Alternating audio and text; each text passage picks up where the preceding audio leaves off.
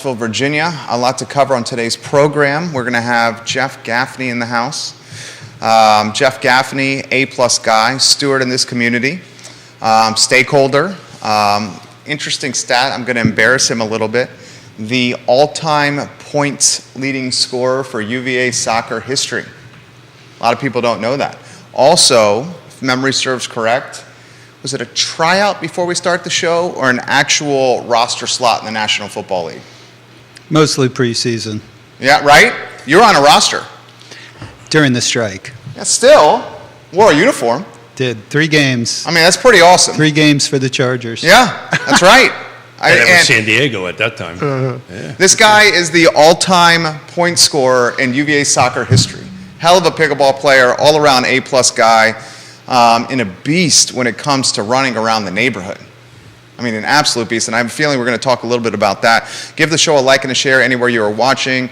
When Jeff Gaffney comes on the show, we see the brokerages on our heat map come out. Nest Realty, welcome to the program. Keller Williams Alliance, welcome to the program. Your friends at Real Estate 3, welcome to the program. Logan Foster is in the house. I see quite a IP addresses in the Keswick area. I wonder why on the show right now. Give it a like and a share, and if you have any questions about the market in general, I mean, doesn't just have to be Keswick, Glenmore, just the market in general. This guy knows the rental market. This guy knows land sales. He knows new construction. He's the CEO of Real Estate 3, knows managing people. I can follow you around if you want me to, Jeff. And he's just a great dude. How's that? Just a great dude. Joey Rifkin is our director. Joey, the crowd is looking for us to rock and roll. We're in your hands, my friend.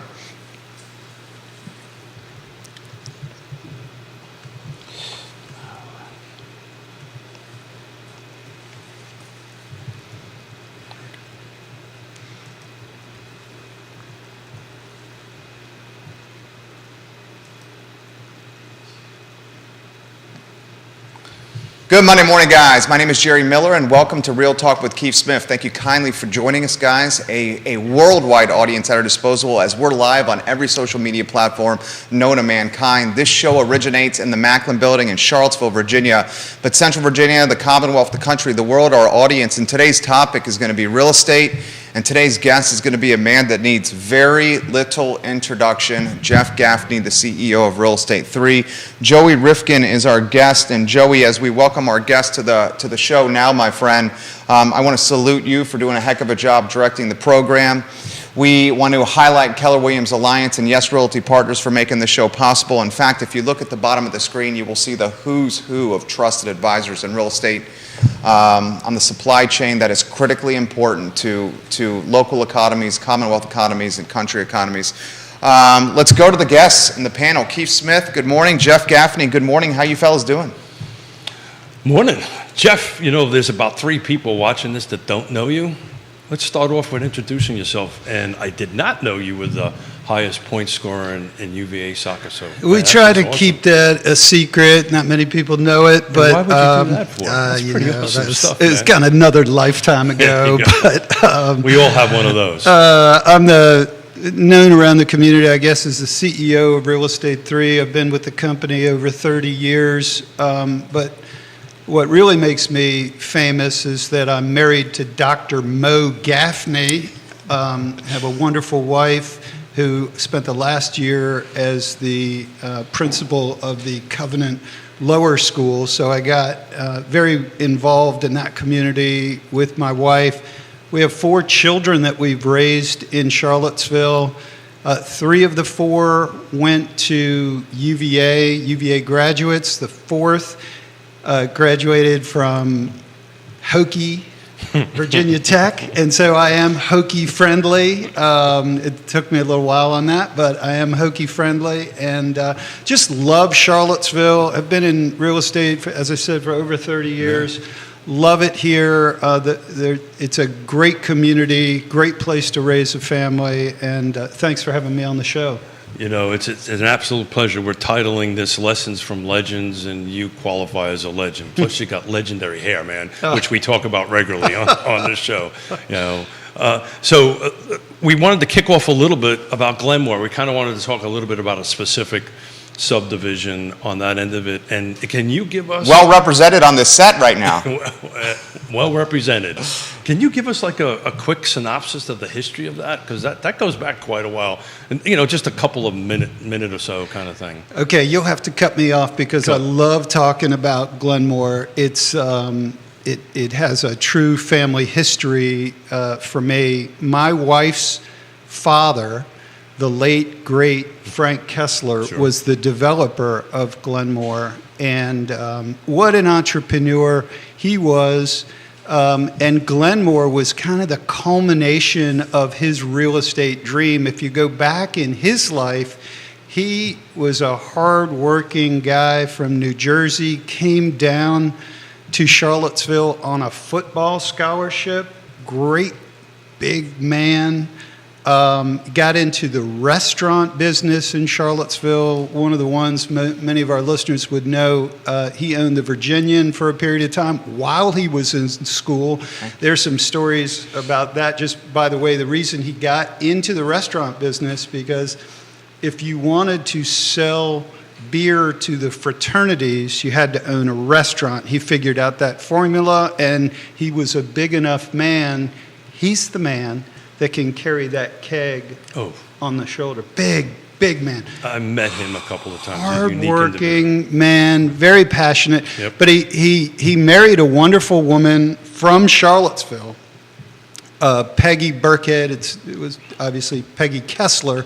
And the two of them made a great team. She was into the dog. She was into the breeding. And she made that a business. German Shepherds. She ended up Corgis, of which we have one that is somehow connected to her breeding.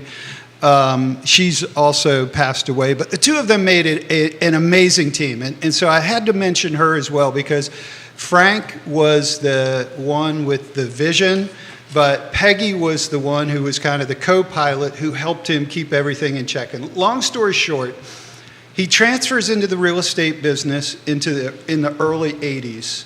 And he worked with a lot of great people. Bill Howard is one of them that he worked very closely with. Lenny Mayhew is somebody he worked very closely with. Steve Runkle, Charlie Armstrong, Art Pearson. The list is long, and talk about legendary people.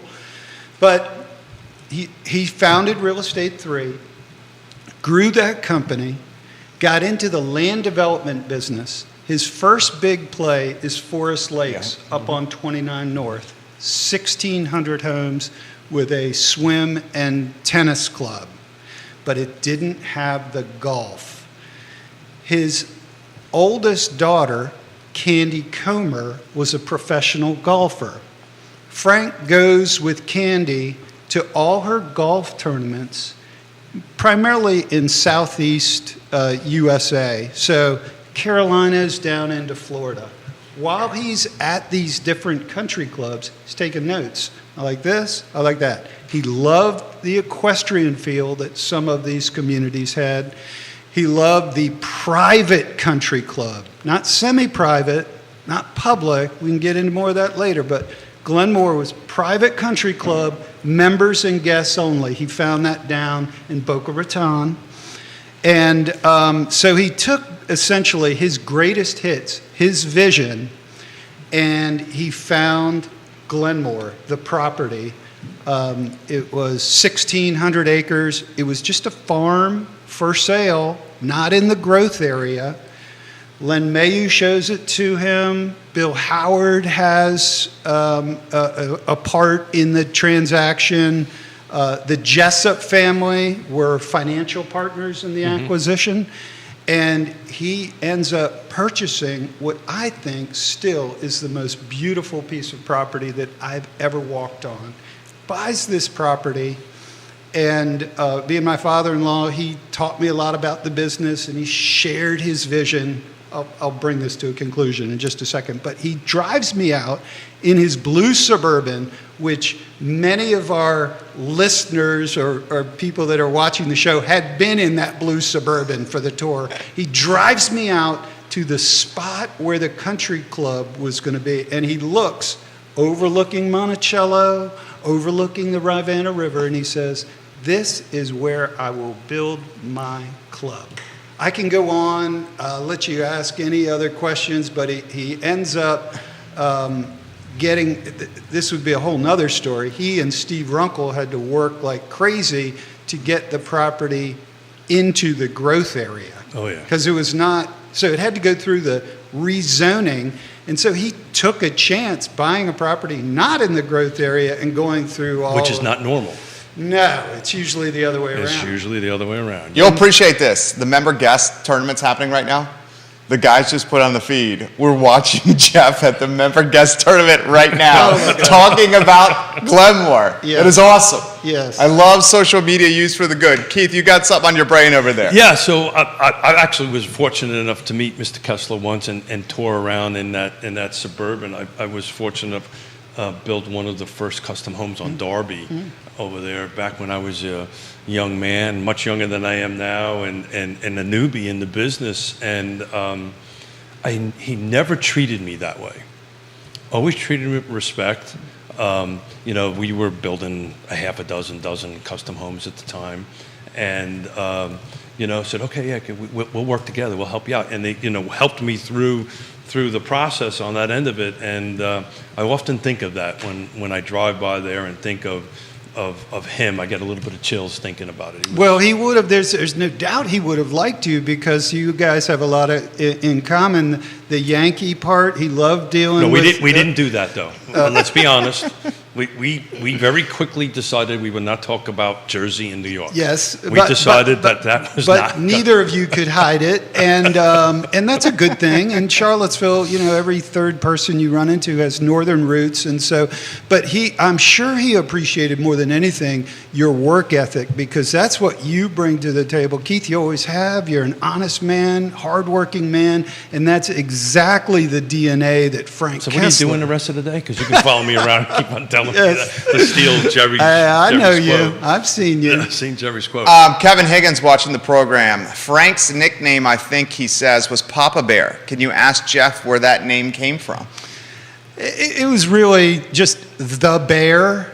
And there's a lot of legendary stories around the name The Bear. But when Frank was in his college days and just out of college, he had a temper. I guess he always had a bit of a temper. But he got into a lot of fights. And the first thing that he would do when he got into a fight is that shirt came off. And let me tell you something, it looked like an absolute grizzly bear coming at you. And so he was well named. And the grandkids called him Grand Bear and The Bear. But his closest friends would certainly, if they saw him back in the day, would say, "What's up, Bear?"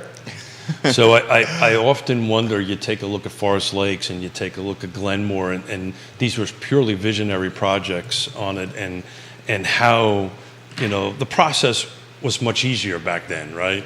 And I think, could you actually reproduce them today? And I'm not so sure about that. Could you actually reproduce? Could Mr. Kessler? I mean, Old Trail's a kind of an example of that. Yeah, but Old Trail is what? 20 years in the making? Old Trail's been around for a while. I'm talking about today. It would be really hard to reproduce Glenmore today, I think. When Frank was alive, his last few years, he died in 2003. He made it very clear, because of the policy of the county, which is mostly a good policy, which is to maximize density in the growth area in order to preserve the rural area. Okay, so that makes sense as a theme. But as a result of that, all the projects that are being approved today are all interconnected with alley roads and kind of a mishmash of product. There's a lot of high density stuff in there. And so what Frank was able to do is he caught on to the tail end of those two projects. He believed in the cul-de-sac. And today's growth plan does not. They want everything interconnected. And so it's really interesting, to answer your question, There's no chance you could get private roads approved today. Yeah, sure. There's no chance. There's no chance you could get a gatehouse, security gate. No chance. And then no chance with 3/4 of an acre home site on a cul-de-sac. You can't. No, none of that's being approved. Not in this area, anyway. No. Not in this area. So that's kind of why, if you take a look at what's active in Glenmore right now, let's talk about the market right now in Glenmore and the pendings that are in there and stuff like that. It's attracting people, and I think COVID had a lot to do with that. Are you seeing that on the ground there, and how do you seeing? We got crystal balls here, but we can bring them out if you want, and you can go your soothsayer thing. But how do you see Glenmore going down the road? You are exactly right.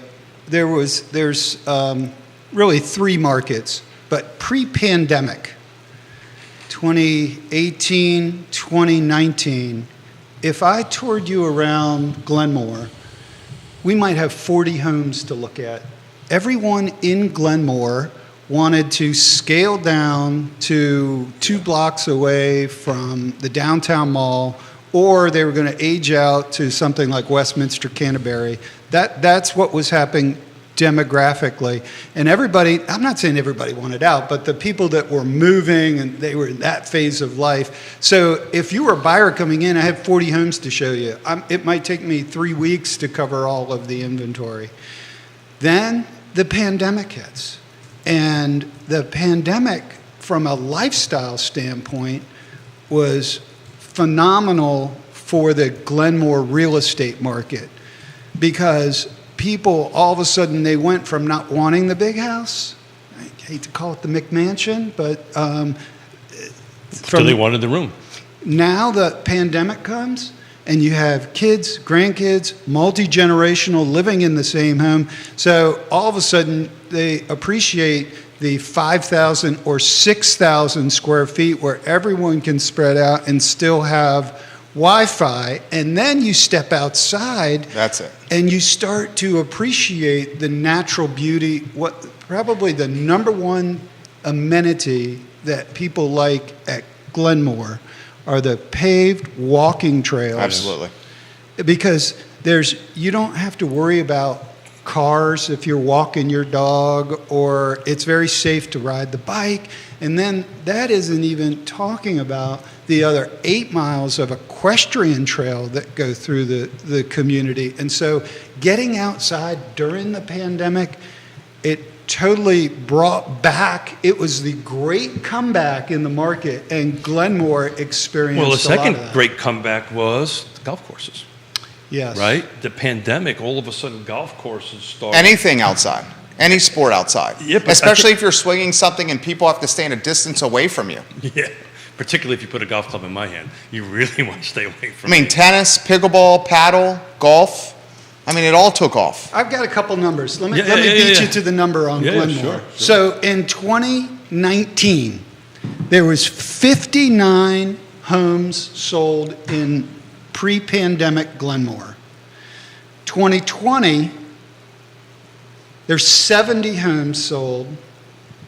2021, which I think ends up being kind of the peak of the market, there's 99 home sales. Yeah. 60+% increase in sales in Glenmore. Now, I will have to give credit to Craig Builders. We had some new construction going on. Stanley Martin was building. And so there was a product offered that was sort of missing pre-pandemic. Oh, yeah, And the it went down to nothing. The Glenmore Highlands, what Craig Builders and a little bit of Stanley Martin did back there, they rolled right through that. And they built the perfect home for the Glenmore buyer. Sure. And they hit it. But the last one I want to give you, Jerry, is that 2022, we'll talk about the rest of this year a little bit later in the show, but there's been 57 sales. And the average sales price in Glenmore is now $1 million. So I've got a 20-year spreadsheet in front of me that I ran Glenmore, and I always break it out, new construction, whatever, but it's interesting. So new construction in 2020, this is year to date, this is as of today, was 27, new construction 30, which is existing, which just matches your numbers. But it's interesting when I'm focused on no new construction. to your point earlier, 2020 was like 90 days on market, right? And Albemarle County in 20, pulling out Glenmore, was 29. 2020 Q1 and probably half of Q2, if not all of Q2 2020, the DOM was long. It wasn't toward the back end, the final 2 quarters of 2020, did those DOM start shrinking. Because when we bought March 2020 in Glenmore, It was way higher than that. I mean, inventory had been sitting for a year and a half and more. And then what his take is 1,000% right. Yep. And then what ended up happening is, it's almost like you saw, like, and this happens from generation to generation in neighborhoods, you saw young blood moving into this community, young families. Now wherever you go around the neighborhood, and this dude runs all over the neighborhood, you see nothing but young moms and kids being pushed around those walking paths. So is that trend staying? I think so. A lot of the young families, they're thinking about lifestyle more than ever. Yep. They're thinking about safety more than ever. School, there are so many options on schools now. It used to just be, let's look at what the public school has to offer, but now there's so many terrific private schools, and then the home schools have had a real renaissance in Glenmore. And so when you add that all up, and on top, if you like the amenities, if you like a private country club with beautiful 18-hole golf course, but the other thing that I want to make sure that your listeners understand is that most golf country club communities, when they go big time on golf, they usually skimp out on tennis. Tennis is kind of the runt of the litter. Well, Frank had 2 daughters. First daughter, Candy, was the golf pro. His younger daughter, my wife, Mo, was a very accomplished tennis player. And so when you come to Glenmore, the tennis is not second rate. It is, I believe. Maybe best clay courts in the area. I had to say this. I don't want to put you in a tough spot. Maybe the best clay courts in the area. Boar's Head, I might catch some grief for saying this. Boar's Head's right there neck and neck. You might have the best clay courts in the area. That's kind of where I was going, is I believe that to be the case. And since the membership is smaller than Boar's Head, you can always get a court. So if you are a tennis player, you like that sport, and now many more are transitioning into pickleball. And Jerry helped with the club ownership in that transition to pickleball. Is if you like to be physically fit at Glenmore, there is so much to do. Yeah, I will not get in. My family will not get into pickleball because that's a hard racket, and when Yona gets pissed at me, it hurts. Fastest growing sport in America. Oh, without a doubt. Pickleball. But one of the things I personally loved about Glenmore, and still to this point, is the way you guys developed it with that boulevard approach, which I know firsthand is super expensive, right? They could have pushed their development closer to 250, but instead they have this. If anybody's ever driven in there, you go through this beautiful, paddocks with horses in it, and this boulevard approach that goes into before you start getting into the houses, because his vision was more back on the back end with the river and the mountains and stuff like that.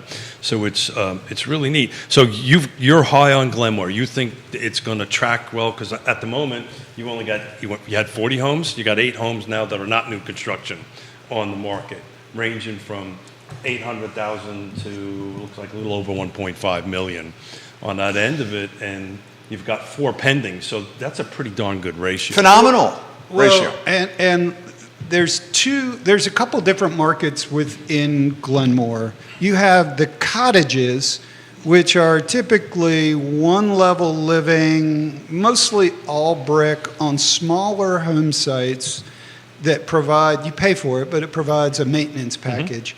You can't find a cottage for sale. When they come up, that is in such high demand, and those would sell 500 to 750. And I would just tell you, if we had 200 of those for sale today, we'd have it sold out by the weekend. The demand there is phenomenal. And then after that is another neighborhood called the Scottish Homes. Scottish Homes, slightly larger homes, slightly larger home sites, but still with a maintenance package. Those two markets are so hot, nothing ever for sale. A lot of them are kind of off-market deals I was about to say, yeah. that happen, and they are so well done, and that is really tailored to today's buyer, particularly if they are scaling down. So that's very important. You mentioned this off-market business because Glenmore is kind of unique in that fashion. There's quite a lot of off-market that we don't see in MLS that happens. Which People doing deals walking around the loop. And that's exactly right. And it skews what we're looking at right now because you're smiling because it's true, right? We get cold call. Jeff, this is a true story. Cold call, knock on the door offer. Like something that my wife and I were like, you know what, we have to consider this. They toured the house, ready to rock and roll. Tough part for us is, where do you go? And the interest rate we got is 4. Now would be what, 6 and change. And then the delta on the houses is where that chunk we'd walk away with would go to the down payment, and then you got the higher rate. And we got everything we need now. So it's like, it's a tough decision to make. But he's right. Deals happening that aren't hitting the MLS right now because it's so beautiful. And I would love if you highlight what Craig and Stanley have done with the new construction, because the cost of goods and the labor, the new construction's at let's cut to the chase, a nice little price point, which is raising the values of existing and homes that have been around since 97, 2000, 2003. Sure. Jerry, you hit on a great point with the new construction. So Craig Builders, for example, they're pretty much sold out of the Glenmore Highlands, but if you were to walk into their model home, they have hit every bell and whistle that there is. The first thing that I see my buyers do is the huge kitchen island Craig uses what they call leathered granite. And so if you have a home that's 20 or 25 years old, you might have Corian, or you might even back up and have a Formica. Wood edge Formica. That was the big thing. Remember those? Yes. That was high dollar stuff. That was high dollar stuff, I know. You still own a cabinet company. If you walk in, you should see the emotion that occurs when the buyers, they basically hug the leathered granite island, and then everywhere you go from there. The other main thing, you guys have probably covered this on the show, when you walk into the bathroom, once upon a time, everywhere was a jetted tub and a fairly modest shower. Now they've ditched the jetted tub because nobody wants it anyway, unless you have grandkids there.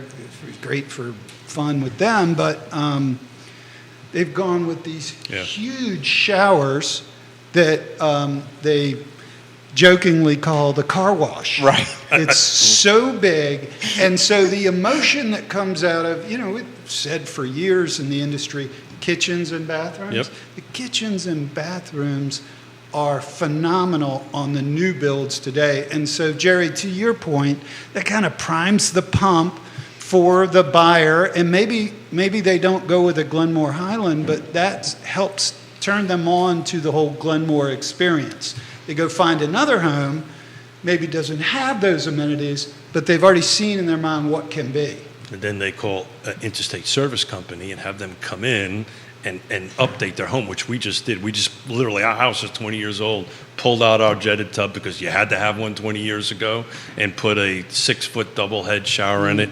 And when you reach a certain age, you'll understand this. We replaced the jetted tub with a bench so we could sit down and put our socks on. Yes, Right. yes. You got a lot of comments coming in for Jeff Gaffney, guys. And viewers and listeners, put the comments in the feed. We will relay them live on air. I see pretty much every real estate firm in the area watching Gaffney on the program right now. Let's go to the broker, Michael Buchensky, Coach Buchensky of First Heritage. For Jeff Gaffney, what do new housing starts look like for builders in Glenmore now, if you know? Are we seeing price reductions, or are price holding up? And he also has another question for you. I've also tagged Marina and Jamie on the feed right now because I think they would love to hear what you're saying right now. So first, Michael Buczynski's question, and then a number of others coming in. I know Michael Buczynski very well. Excellent loan officer with First Heritage, I believe. That's right, and a great coach, coveted. Very good athlete. Yeah. To answer your question on starts, so Glenmore is almost built out. Yeah. I think Craig Builders is pretty much done in Glenmore Highlands. Stanley Martin has a little bit over in Pendower Heights, just a couple of lots. And then there's a scattering of lots throughout the community, just a handful. So to answer your question, not much more. It's pretty much built out. Now, what does that mean for the resale market? Kind of beating you to your question as part of Mike's question. I think it's good news for the resale seller. Definitely. And here's why. Love Craig Builders, Stanley Martin, very decent, two very good builders. But they were able to build at a semi-custom price. Sure. As high as their prices went, it was still kind of semi-custom. And so a lot of the nicer homes in Glenmore are not semi-custom, they're uber custom. And so I think that will allow some of the resale homes to go up even higher in value. How high, that remains to be seen. But I think it's good news, no offense, when the builder leaves your community, That's a good thing. it's good news. It's always good news. That's just development 101, right? When you have more new construction than resale, your resales suffer a little bit because I can get a better deal, newer house, so forth, new bells and whistles. Once new construction's tapped out, and you beat me to my question. Do you see any more growth at Glenmore? And it sounds like the answer is no. What do we have, like 840, 850 rooftops? Yeah, I think all done, it'll be pushing 900. 900?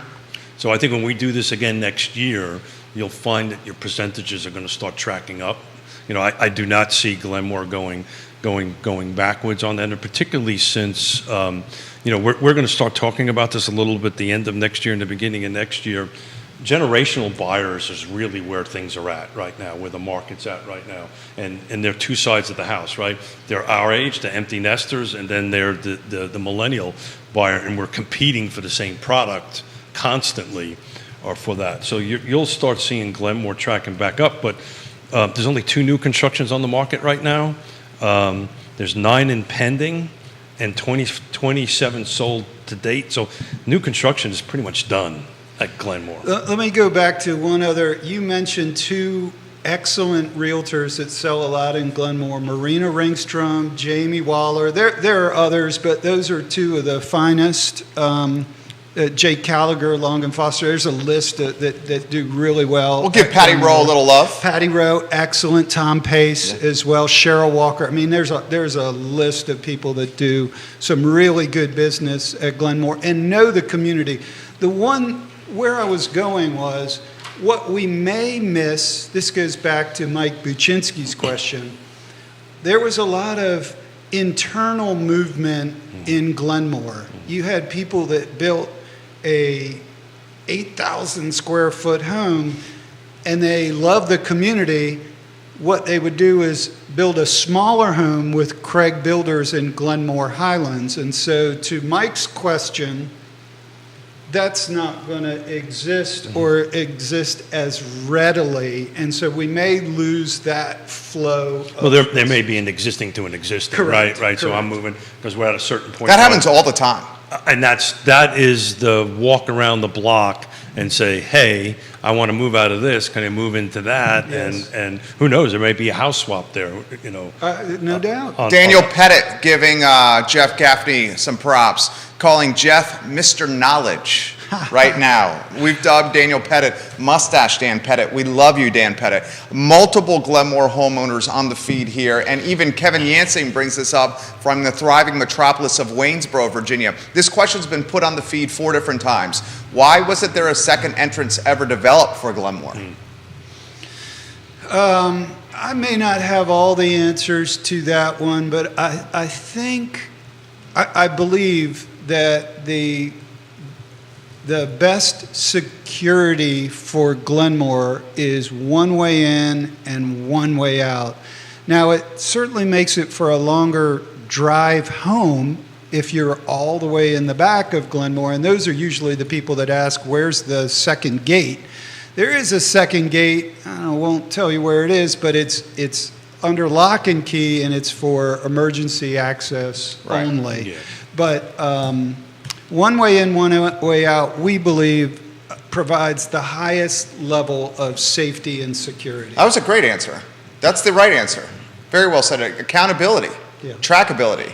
That's very well said. And the subdivision is not, it's not that right size. It's maybe a little difficult. Like Lake Monticello is huge. It's 4,500 acres, 4,300 homes. You need multiple entrances in and out of it because it can take you 15 minutes to get from one side to the other. But I'm going to stick with, I think Mr. Kessler's vision also is when you go through that boulevard, it's impactful. Yes. And it makes a difference. Well, Buchensky just said, I have a client that bought in Glenmore from Northern Virginia, and he said my client said to me all the time his blood pressure would drop There you go. 50 beats per second as soon as he got onto Piper Way and passed the horses. Yeah, it's amazing the impact of the equestrian center has on the people that live there. I think experience a lot of the same thing, and it goes back to the history. It was a horse farm in its prime, Glenmore, and the fact that they were able to preserve that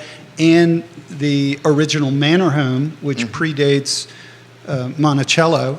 I think that helps add to the character of the neighborhood. I also want to give when it comes to Glenmore, Frank Kessler's best friend, he had several, Steve Runkle, Bill Howard, but also a man named Alan Dillard and his son Trey Dillard. They had a lot to do with the infrastructure, and there was a lot of trust between those parties. Mm-hmm. And when you're moving dirt for a golf course and putting in roads and sewer, you have to have a great relationship between those two entities, and I just wanted to single that out. And it was interesting. It was always an all-local project. You've never seen somebody from outside the particular area on the project on it. It was always local tradespeople, local contractors, local folks. You don't see so much of that anymore in developments. I want to pick up on that, Keith. That's a great point. There's something else that goes along with this is Frank Kessler, in the early days, first decade or so of Glenmore, he created the Architectural Review Board. I remember sitting in front of it. And it was not easy. If you were a builder coming in, they'd beat you up pretty good. But that was Frank's baby. And another person I want to call out, two other people, Frank's son, John Kessler, very involved, hands-on with the Architectural Review Board. And the architect hand chosen by Frank Kessler was Jimmy Grigg, Daggett and Grigg, terrific architect. And at that table, I served on the committee. I don't know what I brought to it other than, I was able to understand who the buyers were and maybe there as a liaison there. But Jim and Frank came up with this vision that it would be authentic Albemarle County architecture. And we probably blew it on a home or two. You can drive through there. I remember when I had to do my first custom home, and I'm sitting there, and I'm only a few years out of the Marine Corps at the time as a staff sergeant. And, I've been in some parts of the world where, my butt was in a sling, and not so many people were happy that didn't want me there. A lot of bang, bang, shoot 'em up type of stuff. And I'll tell you what, my hair was standing on my back. I was like, oh, shit. And they asked me a couple of questions about trim profiles, and I rattled them up. Yep, we could do that. And I impressed them because I knew the difference between a couple of exterior trim profiles, or maybe they just felt sorry for me. Yeah, they had a lot of detail on the fascia boards, the windows. It had to be functional shutters. Right. I'm kind of going back to, I just don't know. That's the reason why I feel Glenmore will continue to hold its value and increase its value over time. You're just never going to see that again, right? You're never going to see a project of that, in my opinion, of that size, that detailed. Well, let me ask this question. Straightforward, tough question. Why did it go through a handful of years, I mean, a significant period of time when the homes were not moving so quickly? So you're talking about kind of the dark period of real estate. We call it the time of great unpleasantness. The end of 2008 until what feels like yesterday, but I know it was, probably 2014, 2015. There was a couple of things. There was no new construction, so there was nothing to kind of bring you in to look at anything new. And it seemed like everybody had become so cautious in the market, and they turned away from the bigger home. And so what ends up happening in real estate, and I know a lot of our listeners understand this, there's a principle of momentum. Either have it going for you or it's going out the door. And we went several years where, the club looked like it was going through some financial tough times. I know that firsthand. And so there was a lot of uncertainty around the economy, around the neighborhood, what was going to happen. And so it took a number of years to straighten it out. But that was everybody, though. True. That was not just singled out Glenmore. That's true. So like I said, I've got two 20-year running spreadsheets here. So on new construction, so from 2002 to 2007, they were building anywhere between 15 and 20 homes. 2008, 2. Let me go back to... And then it held at that number for quite a few years. Let me hit your question and Jerry's question where it was just a second ago. Glenmore, particularly the first 2 decades, was very friendly to the custom home builder that built 6 homes a year. We had the best builders in Charlottesville, in Glenmore. They all had 1 or 2 homes going. So as a result of that, in the 90s and early 2000s, we would have 20 spec homes going. I'm literally looking at the stats right now. Beautiful builders. Wade, Hauser, some guy named Gaffney. But Alexander Nicholson, you had Baird Snyder, you had some really good custom builders that would build on and some speculation. Yankee from Brooklyn or something was allowed to build one. And then, but what happened in 2008 when Dodd-Frank hits, when that it wiped out the small builder. Right. And so when you think about, Jerry, when you ask the question, who was your primary market that you were selling home sites to? It's the small custom builder. Small custom builder loved Glenmore, and Glenmore loved the small custom builder. So it was such a fit, but that market went away. To your point, 2010, one home that hit the MLS anyway was built, $1.18 million. Right, one home. It was a custom home, high-end home. It was built, but then now you look at 22, we had 27, 21, 15, 2011, but there was a bit of a stretch there.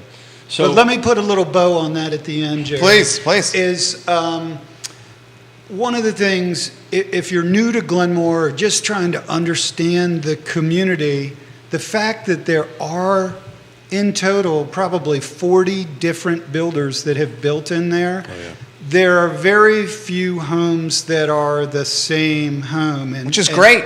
And it adds to the uniqueness, the character, and going back to that Architectural Review Committee, it was kind of the theme that brought it all together. Well, that's Mr. Kessler's vision, right? Yes. And so when you drive through there, you get the club, but you get the architecture that's tied together and makes sense. It's individual, but it's different. Woody Fincham watching the program, fantastic appraiser, Fincham and Associates. We love you, Woody. He says, Glenmore is a solid market. We have valued several of the bigger homes, and they are great to work on. I really believe in this neighborhood. Now we got Buchensky offering a take here. This is the mortgage broker's take, okay? Come on. Little bit of bearish here. I got Okay, it. here we go. Similar world maybe in the near future. One, I think rates top out just shy of 8% over the next few months. This is insane. Where did that post go? Hold on one second. I'm going right back to you, Michael Buchenski. He's talking about rates. He's talking about how they're getting high, and he's worried slightly about that market, the jumbo market and above. You want to start there, and then I'll read the rest of the post? Sure, let me start there. So I share your concern. We are all trying to kind of figure out where rates are going to go. Mid-sixes is no fun, but it's doable right now. If we get to mid-sevens or higher, I think some alarm bells do go off, but we can talk about that later in the show. But here's the thing I want to say to Mr. Buchinski and any of your other listeners. We have a huge market that wants to come to Charlottesville, and in particular wants to come to Glenmore. And that market starts at about $495 to $95. And so DC, Northern Virginia. Folks across the street from us. You take that into New Jersey. New Jersey loves Charlottesville, New York. But I will tell you, the hottest of the hot spots for Charlottesville and Glenmore is Connecticut. Everyone in Connecticut wants to move to Charlottesville, and when they come to Glenmore, they feel like they left the neighborhood that they lived in, and so there's this feeling that happens. And so to Mike's point, I get it, but we're not isolated. We're not out in the sticks somewhere. We're Charlottesville, Virginia, home to the University of Virginia, stable employment. And there are so many people that want to move here. Now, will that stop them selling their Connecticut home? That remains to be seen. But that group wants to come. They want to come to Charlottesville. And Glenmore is the perfect place, I feel, for that type of client to come and relocate. You're a phenomenal ambassador of this neighborhood. Phenomenal. Jamie, I'm chatting with Jamie right now. I love me some Jeff Gaffney. Literally just putting the feet. And listen to this. I'm negotiating, she says, my second multiple offer deal in 3 days in Glenmore. Yeah. Literally right now she's doing that. She says it is so hot in this neighborhood. Literally, Waller dropping that in the feed. More comments coming in. You guys want this? Buchenski says, very good point from an All-American soccer star at the University of Virginia. Daniel Pettit has this for, dude, we have a lot of comments coming in right here. DP, Mustache Dan Pettit, you still have a lot of buyers still wanting some space between homes like Glenmore and not just be 6 feet apart from their neighbors. Some buyers are willing and capable to pay extra bucks for this. I know the lot prices are expensive to purchase these days, but people want this. I mention this all the time on this show. Neighbors of ours sold a Northern Virginia townhome, top of the market, came down here, bought a house in the 8s, completely remodeled it, and still had a nice little delta left over. So I just looked at what closed in Glenmore in the last 30 days. I just picked the 2 top units. Both were cash. So I don't think 8% is going to impact that market. No, but really don't. to give Mike Buchinski his full credit on a little bit of his bearishness, the Glenmore buyer in the luxury market pays very close attention to the stock market. Amen. And if that's in red, if it's another red day, Consumer confidence. it can be a drag. But so. But haven't you found, I've been in this for 35 years, you over 3 I say that all the time, Jeff. 3 decades. Generally, it's been my experience, when that starts going red, people start buying dirt.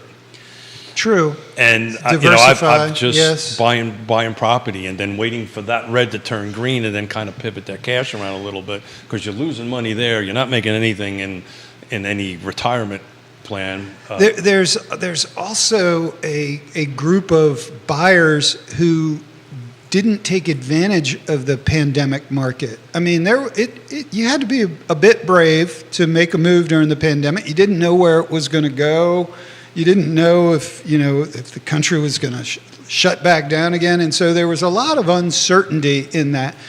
But those that moved, they cashed in on really good real estate at incredible interest rates. I believe there's, to Jamie Waller's point, when she's negotiating, and there's other deals going on that I'm working on and others in the neighborhood. I believe there's another wave of buyers that want to go but had to take care of some business first. I can tell you of the last 6 contracts we've done, that's exactly what it is. That's exactly what it is. They sat and wait. They had a little bit of extra cash. They may have sold something. They rented for a short-term period of time. The inventory's ticking up a little bit. We're seeing multiple offers at certain price ranges, but not insanely multiple offers, right? We can negotiate or navigate 3 offers, not 30, right? Then it just becomes insanity at that particular point in time. So it's something Jerry and I have been talking about forever. You know, I'm very excited about the real estate market where it is now, from my personal perspective, only because this is when the pros, when the legends like yourself and the folks that we're talking about shine, because we can do this. We've been here, we've done this, we've been through this time of great unpleasantness, and to help clients navigate Let me take a shot at that, Keith, real quick. In our company, we have Pat Whithelm, who, speaking of legend, is amazing. She's the president of our company. Teely Jennifer, an incredible manager, and Tim Carson, who is a genius on many levels, particularly with commercial and investment. What we're preaching to our people right now is the value of a knowledgeable realtor. That's exactly is right. really going up. Your people need you now more than ever in terms of advice on, should I buy? Should I wait? Should I sell? Should I wait? And I want to answer that quick, one of those questions, and then I'd love to hear what you think. But should I buy? Maybe. But I think there's going to be a great opportunity to buy this year between Thanksgiving and Valentine's Day, kind of when things are a little bit darker and there's not as much on the market. But if there's any homes that have kind of lingered on the market, there are going to be some discounts to be had during that window. So real estate is 5 things. I've added a 6th one to it. Location, price, features, conditions, timing, and now who's on the other side. I think the agent on the other side is more important now than it's ever been. And I want to pivot to a different question. I mean, to answer your question, it's funny, on the way coming in, Yon and I were talking about, well, is there going to be the normal December, November, January, the normal global slowdown? And I don't think so, because to your point, I think that's when the buyers that have the ability to really scoop up something may scoop up something, but we shall see. What do you think, Jeff, about that? Well, let me say this. We have all witnessed homes selling. It's like this. I know you can follow this. A non-renovated home selling for a renovated home price.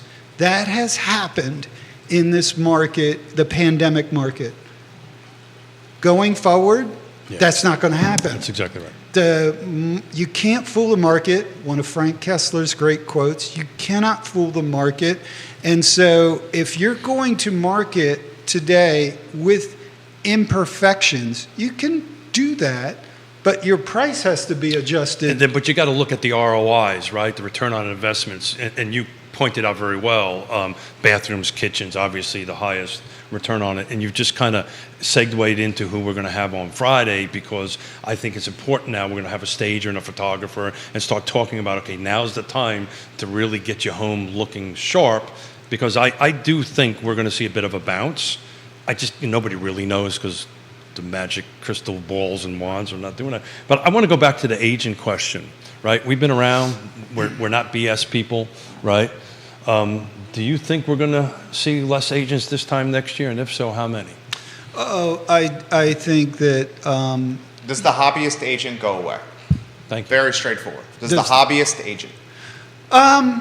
Actually, no, because there's a lot of agents that have been in the business for 20 years that it's I hate to say it, it's a little bit of a social club for some of them. And so they stay in because they can. It's not necessarily how they make a living. One They or two enjoy deals, it. that kind of they're, thing. They're good and they serve a certain market. The ones that could get beat up are the ones that thought the last 2 years is how it's always going to be. So if you're newer to the market and you had some pretty good deal flow early and you thought, gee, this is great and fun and I'm making terrific money, well, you're going to have to make a shift. Shift. in your mindset there. And so I do think what we'll see, Jerry, is more of the part-time realtor. Yeah. I think they'll drop out because it's not worth it for them. Coming up soon, we have to pay a bunch of dues and Yeah. things like So that. to your point, I call them dual career realtors, where we talk to real estate agents all the time, right? This is what you and I do a lot of. And I've seen this weekend at least 4 of them that I've been having conversations with. You know what? I'm going to focus on this career and I'm not going to focus on the real estate career. So I think you're going to see, numbers-wise, a substantial change. I believe it's 50%, I may be wrong, but 50% of the car agents just do 1 or 2 deals or 0 deals. The rest of them, are very different. Not that they're Tommy all- Brannick likes to say 15% of the agents do 90% of the deals. Thank you for saving me, Jerry. Yeah, I that's think that's it. I think that's right. yeah. It used to be 20%, and that number may just constantly go down, which encourages me. And I don't mean this, to speak negatively about it, but when I've got Jeff Gaffney on the other side, I know you're a pro. I know, and there's always problems. There is always problems. And the second thing I've known from doing this for 3.5 decades is now's the time when weird stuff starts happening, right? Every deal, always something strange pops up that didn't happen this time last year. And that's when you need the pro on both sides to navigate your way through. Let me give some encouragement, though, to that newer agent. I don't want them to think Yeah. I've thrown them under the bus. I have seen some, in the last few years, a very good inflow of some excellent real estate agents that I think can make it. Part of it will be a lifestyle decision for them. Is this how they want to make a living? But I'm very impressed, in general, with the quality of agents at Carr. Yeah, I would agree. Very impressed. We get at the national level noted for that all the time. Carr is Charlottesville Area Association of Realtors. This is a great question from Wild Bill McKenzie in the city of Charlottesville. Jeff, do you think some of the older homes will be completely regutted to the studs or remodeled, lipstick on the pig, or potentially even demolished and built again now that you've said the lots are pretty much sold out in the neighborhood? I think that's coming sooner rather than later because there are some incredible home sites where, let me go back. In Florida, oftentimes you would see a home site be 50% of the value of the entire purchase. In Charlottesville, our builders hate that ratio. They like the home site to be like 20%. Sure. But on a regional basis, so what we would see in Glenmore sometimes is the builder would say, you've underbuilt that beautiful home site. Of course. So to answer... Wild Bill McChesney. To answer Bill's question, I think there are home sites in Glenmore where you could do any of the above that he mentioned, including a potential scrape job. You would see that? Really? You I that? think so. Wow. Wow. So are those, you're saying those would be golf course lots, sunset view lots, or river view lots? Is that what we're talking for those? I think you could drive around the neighborhood and see a beautiful home site with a smallish home on it. And I think, and then there are also in any given community, there are also some homes that are in disrepair. Like you could walk by and say, what's going on So there? I can speak that at Lake Monticello, and this is happening, and it's been happening for years. The waterfront homes that were built in the 70s, right, in the early 80s, it was a vacation community. It was not supposed to be a bedroom community when the original concept was. They're being torn down, being built up. Golf course lots are being torn. The homes that were built late 70s, early 80s are going to do that.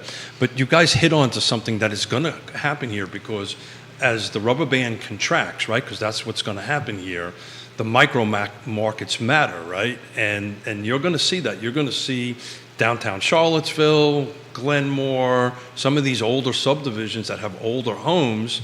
They're 100% right. They're going to tear them down. Somebody with cash is going to tear them down and build it up. I've seen it in other subdivisions. How do you value the tear down homes?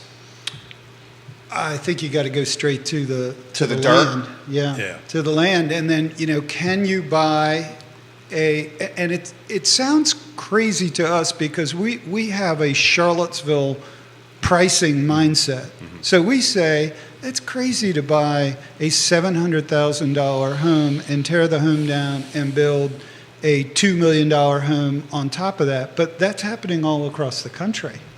And particularly the major metropolitan areas. You see it all the time. And our pricing is still incredibly affordable compared to anything in the Northeast, and that's without even talking about real estate taxes. So I can't. That's a great take, Jeff. I can't give specifics, right, because what we do for a living. But I had a phone call this weekend from somebody looking to do something with $3 million for a 1031 exchange.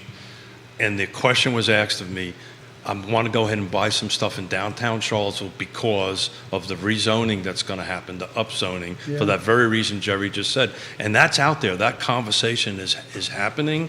But again, there's not going to be another Glenmore, right? There's not going to be another Lake Monticello. There's not going to be another Old Trail, right? I think Old Trail's a long way away from Kevin doing Yancey this. just put on the feed in Waynesboro. You guys are talking Belmont. They're Yeah. doing it right now in Belmont. That's- With tearing down the houses, the cottages, the tiny ones, and building 800, 900,000, $1 million homes. To his point. That's exactly right. So you're going to start seeing that because our jurisdictions are not allowing new development, Right. right? And that's just going to put the rubber band's going to contract, but it's still going to be a tight market within that rubber band for years, I think years to come. And unfortunately, it impacts the entry buyer, right? Because the upper end buyer is going to have a better position than the entry buyer. And that's where this generational separation, I think you're going to Well, see. let's talk. Why don't the take on the first-time home buyer for Jeff? I mean, you got you got kids that are in their 20s. I mean, you're a real estate guy. You know the value of real estate. Is it 4 kids? Four Four Yes. kids. I mean, how about the take on that? I mean, you got interest rates flirting with 7%. You got home values that undoubtedly escalated during COVID, perhaps to unattainable values for a first-time home buyer that's competing with the baby boomers that are downsizing. Yeah. The baby boomers are directly competing with the first-time home buyers now. Or they don't want to sell their houses. Right. That's what's really impacting the market is Mrs. Smith wants to sell, Mr. Smith does not want to sell. So at the moment, we're not selling. And it's not only the boomers. I mean, I'm a millennial. We got an offer on a house that was significant. But where do we go? So In other markets, we would have sold. to speak to that, without giving too much personal information, my youngest daughter married a doctor, coming back from Seattle to here, from his residency to his, I forget what they call it, when the next level, whatever it is. Fellowship. No, I think he's actually going to be a doctor, whatever it is. I can't remember the terminology. But he had multiple offers in Virginia, and he's picking a place that is going to be a little bit less money, but he can buy a home. And the good news is we don't have to fly across the country. We may have to drive a couple hours to go see our grandson or granddaughter, whichever they should happen to be. But that's what's happening. It's impacting people, those particular buyers. And these are doctors. This is not, the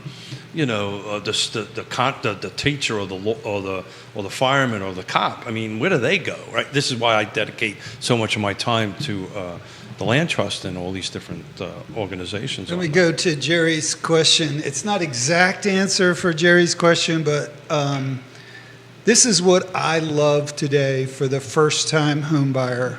And I put a lot, I have now to the point in my life where friends are asking me to help their adult children buy a home. And I have put a lot in townhomes or small single families. But I'll tell you the product that I absolutely love. I love Brook Hill Commons on 29 North, just past the river. They build these condos there for $350,000. They're 3 bedrooms, 2.5 baths with a 1-car garage. They're new, 9-foot ceilings, and when you walk in, they are all decked out. Quartz countertops, all the fixings, stainless steel here's the deal. appliances. Last year I was buying that at 2%. Now I'm I buying know. at 7%. I know. So my monthly payment, which that's how buyers buy homes. Yes. My monthly payment substantially just went up. And I know Mike Buczynski's going to chime in, and it's a condo, so you get kind of dinged on the financing there as They're well. non-warrantable. Well, we don't know if it's warrantable or non. I think they're all non-warrantable over there, if I remember correct. Excuse me, they're warrantable over there. They're warrantable there? They're warrantable. Okay. I think you can buy there, but the thing is the condo fees, Yes. right? So now my mortgage just went up. It's Oh, $200. Buczynski just said he's the approved Stanley Martin lender for that complex. There you go. Buczynski's trying to close some deals in the comments section right now, I Jeff. tell you, I mean, it's amazing product. And when you look at, so your choices as a first-time home buyer, you go around town and look at a 30-year-old townhome. He says same it's price. warrantable.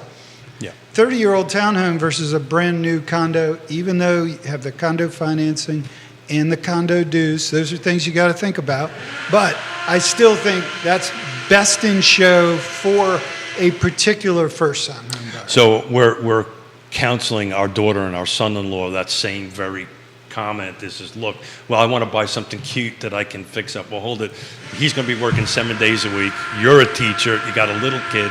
Why don't you spend a little bit more money, go into new construction in the area that they're going, and then, depending on how they want to set things up, maybe they can hold it and rent it and move into something else Well, down and the line. plus new gives you everything's under warranty. It's a new roof, new appliances, new HVAC, and so new for that first-time home buyer that just doesn't have time.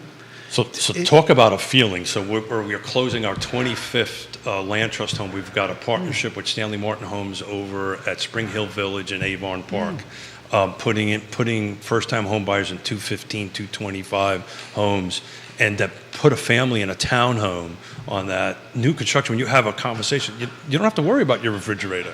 You don't have to worry about this. You don't have to worry about all those things. It's covered for a year, and they're kind of brand new.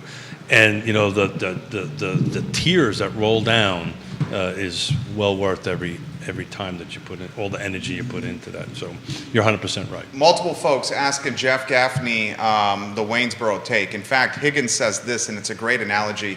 If Western Albemarle is our fingers, Waynesboro is our elbow.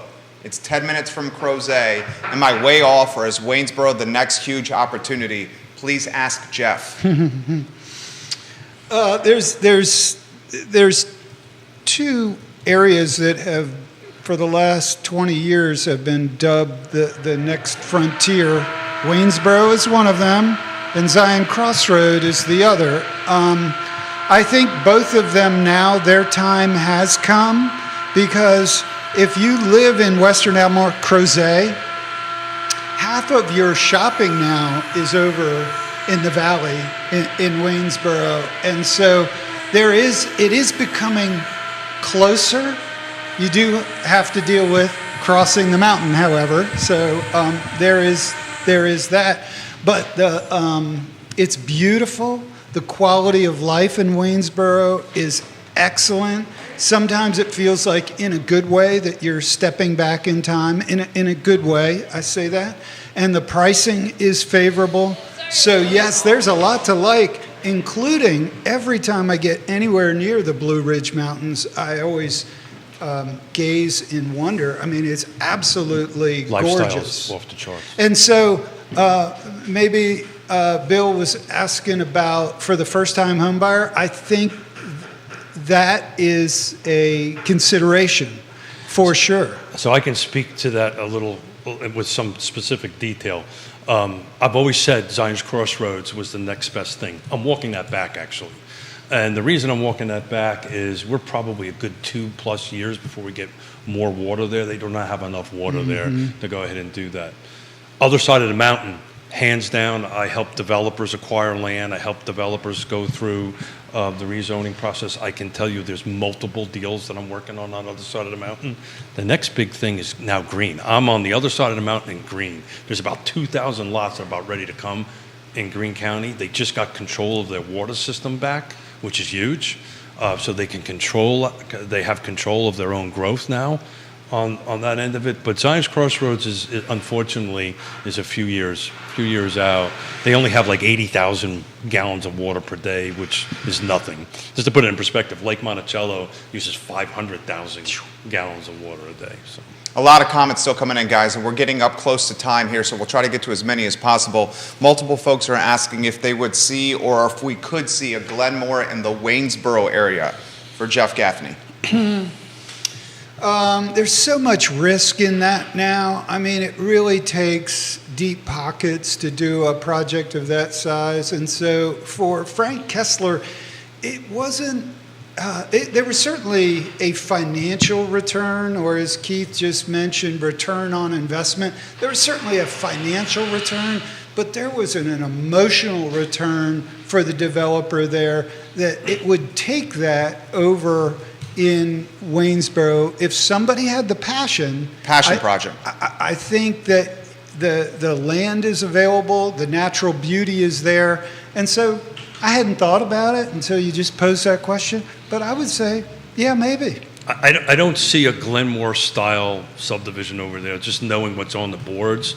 More of the mixed use scenario right. on that end of it. The other side of mountain land is now getting expensive because it's being found, right? So prices are going up on that perspective. But back on the emotional part of it, those who watch the show know we lost $17 million through the time of great unpleasantness. And one of the subdivisions was Nahor Village that I did was a 55 and over. And on my way in, I see the maples. I planted $100,000 worth of maples, and they're turning red. And it's like it's not about the money, it's about the vision, it's about the goal, and it's finished and people are living in it and it's functioning. If Mr. Kessler was alive today, I believe he would say the same thing. It's not about how much I put in my pocket or how much I got taken out of my pocket. It's about the vision and achieving something and driving down that boulevard, right, and going, hey, this was my vision. I mapped it out on the back of a napkin, and here we are. And that's what makes the difference. Yancey calls, this is great, and Jeff, you jump in. Yancey calls Waynesboro, this is great. Waynesboro is now old Charlottesville. Yeah. Greed has traveled west, and we've dubbed him the mayor of Waynesboro, and he's seeing more Charlottesvillians in Waynesboro than ever before. And to tack on to that, there's conversations out there in the sphere of Harrisonburg. I think Harrisonburg, too. Our company has had offices in Waynesboro, Stanton, Harrisonburg. I think all of that. At one time, pre-2008, the Golden Road was I-81. Anything on 81, north or south, going down Lexington, on down, and north up to Winchester, that was all seen as the next frontier. Things cooled off a bit when that recession came in. But I think all these areas that you're mentioning, I think they have a future. Each little peaks and valleys in our industry has their own little flavor, right? And they're never exactly the same. I honestly believe we're not going to have a 2000, a time of great unpleasantness again. But the market is shifting. It'll be different. It always is different. And, it's a matter of bringing the skills to the table. And, Jeff, we're coming up on a wrap-up time. We spend some time together, but not a lot of time together. This has been awesome. Unbelievable. Seriously. Well, thanks for having me on. I've had a blast. Please have me back. I have more Frank Kessler stories to tell you, especially going back to the early Glenmore days. There's a lot of fun stories to share, but you guys have been great. You're both doing a fantastic job for the community. So How about thanks this for from having me. Kelsey in the neighborhood? Jeff, are you still clocking 6-minute miles? Oh, we got to talk about that. We No, didn't yes. talk about that. How's your running doing? It's going well. Have me back another time. We can go deeper on it. But I'm doing a thing called Run for Pacham. Pacham is an organization that helps the hungry and the homeless in our community. I've been at it for a few months now. The next event for me that I'm looking for sponsors for is in 2 weeks. It's the Charlottesville Half Marathon. And then I've got more things planned, hoping that my ankle holds up. Oh, But- man, doesn't it suck getting old? Oh gosh, my ankle blew up after my last running effort, but Your recovery used to be like, boom, and now it's like just thinking Kelsey, about the it. answer is yes. He's still clocking 6-minute miles. Yes. 6 is a little quick for Well, me. so do you still think you're about 20-something when you get out there and do it? Gosh, you know, This guy runs up Piper Way, and this Yeah. is like a legitimate. Yeah. That's not an easy run, wouldn't you say? there are times when I feel great out there and I feel like I can compete again, and then there's often times where I'm brought back to earth, and it's usually the next day, the recovery. Well, I call it Zen running, so keep it up. I do it on the bike now. I'm a recovering marathon runner. I can't run anymore because of some injuries, and so I'm on the bike. I've got it on the back of my truck, and this evening I'm going to do a little bit of a bike ride. It gets my head straight and think about what I got to do the next day. Yeah, it feels great. And in Glenmore, we get to run, most of my running is done on the equestrian trail down by the Rivanna River. So it's my happy place, no cars, very few people down there, and it's just a beautiful place. It helps kind of ground me, and then finally it helps me kind of actually think. I feel kind of Frank Kessler spirit around there every time I run. Jeff, you are a host dream. I sincerely mean this. He just hit a grand slam. I mean, let's use a soccer analogy. Hat trick. Hat trick, thank you. For Jeff Gaffney right here, the CEO of Real Estate 3. Fantastic show. Multiple folks are asking where they can watch the entire program. We archive it at realtalkwithkeithsmith.com.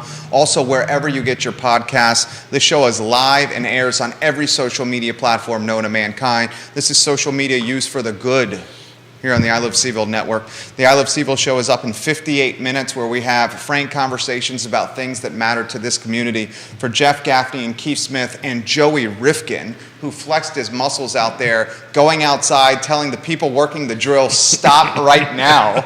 We're doing a live show. This, guys, is Real Talk with Keith Smith. Thank you kindly for joining us. We will touch base with you now in 57 minutes. Take care. He's going to